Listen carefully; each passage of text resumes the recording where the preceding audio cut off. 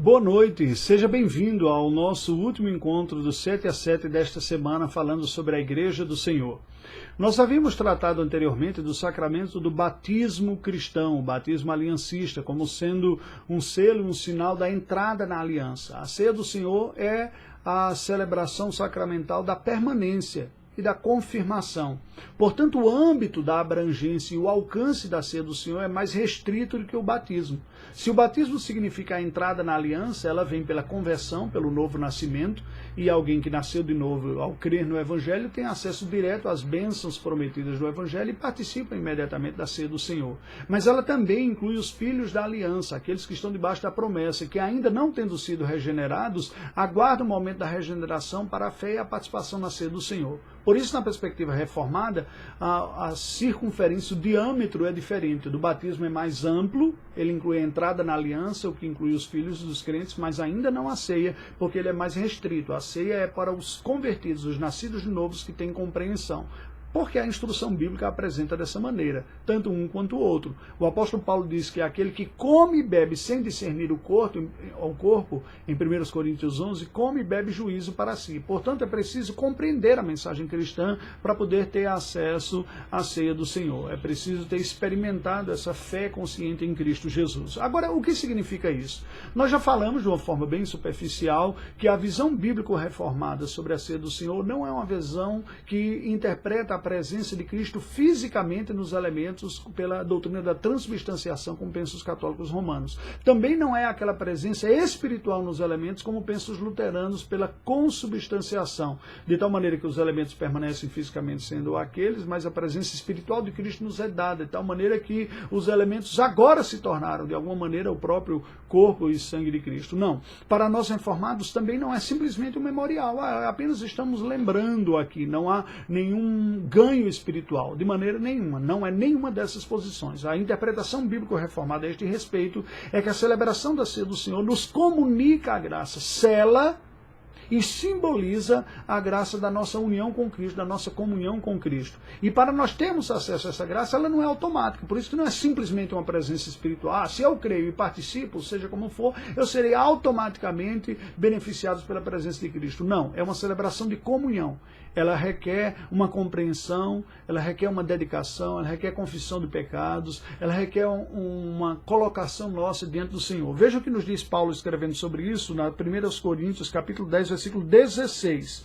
Porventura o cálice da bênção que abençoamos não é a comunhão do sangue de Cristo? O pão que partimos não é a comunhão do corpo de Cristo? Aqui o apóstolo Paulo associa a celebração da ceia do Senhor à comunhão. O que compartilhamos em comum com os nossos irmãos, o que compartilhamos de uma mesma realidade experimentada em Cristo Jesus. Ou seja, eu preciso ter a realidade experimental, experiencial e espiritual primeiro da fé em Cristo, para ter Cristo na minha vida já, para eu poder ser beneficiado desta graça que Deus nos comunica, confirmando, fortalecendo nossa fé, que é dúbia através do sacramento. Não é simplesmente uma lembrança. Esta ordenança não é simplesmente uma obediência, por isso que a doutrina medieval usou o termo sacramentum como mistério. Há uma medida de mistério aqui. Nós não sabemos exatamente como, mas aqueles que creem em Cristo, que se arrependem dos seus pecados, que confiam nele, que já o têm pela fé, são beneficiados quando participam da ceia, quando nos colocamos na comunhão com Deus, na dependência do Senhor.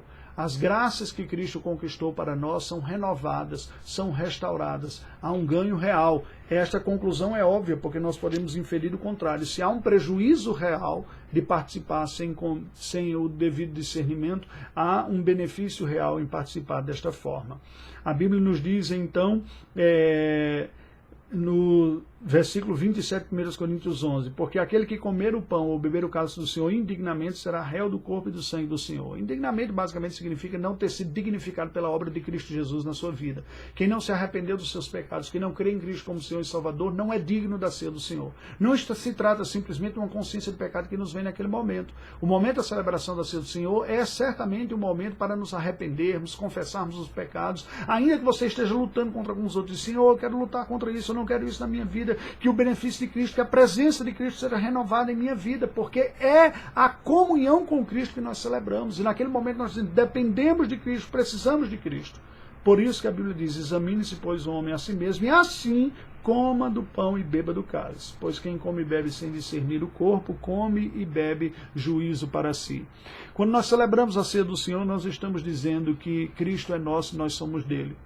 Nós estamos dizendo que nós somos dependentes dele, do mesmo jeito que nós comemos pão e bebemos o líquido, o vinho na ceia do Senhor, no mesmo jeito que na nossa vida nós nos alimentamos de bebida, de alimento sólido e de bebida, que é um alimento líquido, para manter o nosso corpo vivo, e espiritualmente nós precisamos nos alimentar todos os dias de Jesus Cristo. Quando nós celebramos a ceia, nós dizemos isso: eu preciso de Cristo na minha vida. Cristo é a fonte de toda a vitalidade que eu não consigo produzir por mim mesmo. E neste momento eu disse: eu preciso de ti, dê-me mais de ti mesmo para a minha vida. E Cristo se dignifica de se dar mais dele, nós que já temos. Não no sentido que Cristo não habita em nós, mas que nós necessitamos dessa seiva da sua vitalidade na nossa vida, o que nos é comunicado sim, pela fé, na celebração da ceia do Senhor.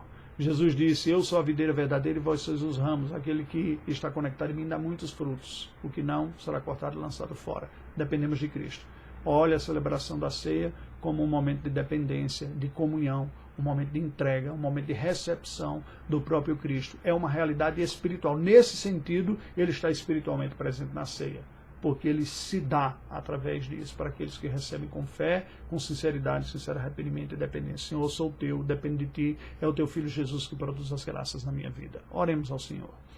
Ó Deus bendito, nós te rendemos graças pelo teu Filho Jesus Cristo, Senhor soberano, Salvador, Redentor da igreja, cabeça da igreja, que está unido misticamente à sua igreja, a nós de uma forma redentora. É a sua vitalidade, é a presença de Cristo que produz toda a virtude que nós temos em vida.